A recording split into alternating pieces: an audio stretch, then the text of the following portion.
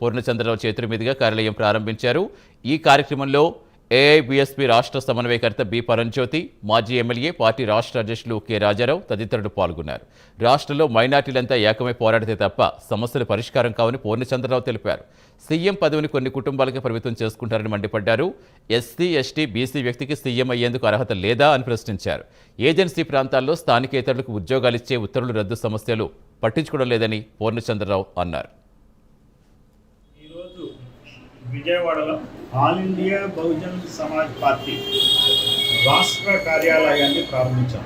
రాష్ట్ర పార్టీ అధ్యక్షుడు కె రాజారావు గారు, అలానే రాష్ట్ర కోఆర్డినేటర్ పరంజ్యోతి గారి సమక్షంలో రాష్ట్ర కార్యాలయాన్ని ప్రారంభించడం చాలా నాకు ఆనందిస్తున్నా.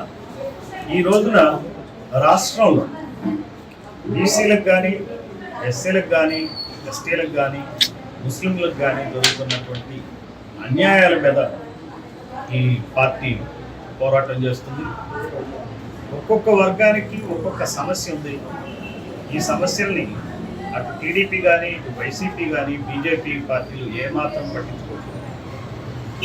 దాదాపుగా 80 లక్షల క్రిస్టియన్లు ఉన్నటువంటి, ఎస్సీ క్రిస్టియన్లు ఉన్నటువంటి రాష్ట్రంలో 70-80 సంవత్సరాల నుంచి దళిత క్రిస్టియన్లకు ఎస్సీ హోదా ఇవ్వకపోవడం ఎంత అన్యాయమో చెప్పండి.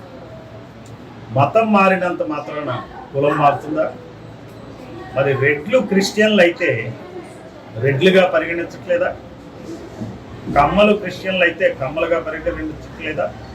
మరి ఎస్సీలు క్రిస్టియన్లు అయినప్పుడు ఎస్సీలుగా ఎందుకు పరిగణించరు? దళిత క్రైస్తవులు అందరూ కూడా గమనించాలి. ఈ ప్రభుత్వాలు ఎంత అన్యాయం చేస్తున్నాయి.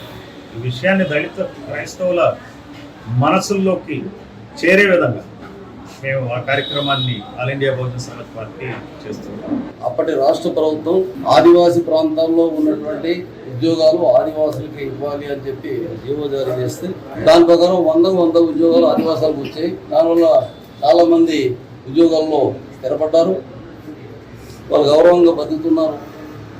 మరి ఇది గిట్టినటువంటి ప్రభుత్వాలు కావచ్చు, మరి న్యాయస్థానాలు, సుప్రీంకోర్టు దానికి వ్యతిరేకంగా నెంబర్ 3 జీవో వ్యతిరేకంగా తీర్పిచ్చింది. అది ఆదివాసీ ఇతర ప్రాంతాలకు చెందినటువంటి వాళ్ళు కూడా ఉద్యోగాలు ఇవ్వాలని చెప్పి తీర్పు ఇవ్వడంతో ఇప్పుడు 100కి 6 ఉద్యోగాలు మాత్రమే వచ్చే పరిస్థితి ఉంది. ఇది అన్యాయం. ఇది దీనికి వ్యతిరేకంగా మరి మేము all India Bahujan Samaj party తరఫున ఉద్యమిస్తున్నాం.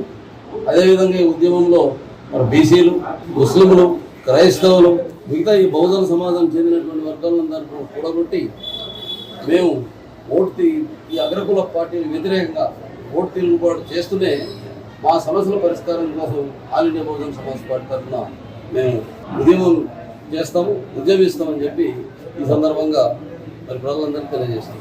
All India Bahujan Samaj party Nellore జిల్లాలో ఉన్నటువంటి కరేడు గ్రామంలో 8,000 ఎకరాలని ఇండస్ట్రియల్ కారిడార్ పేరుతోటి పారిశ్రామికవేత్తలకి పచ్చడి పొలాలని అప్పగించడం ఇది దారుణమైనటువంటి విషయం మీద దాన్ని పూర్తిగా ఖండిస్తున్నాం.